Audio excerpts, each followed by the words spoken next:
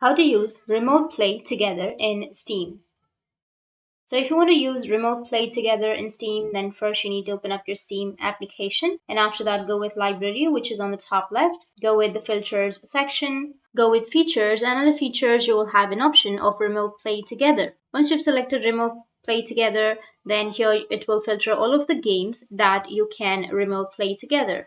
But in my case, I don't have any games. But if you find any games that you can remote play together, then you can just simply click on the game. Once you click on the game, it will take you to the game kind of interface.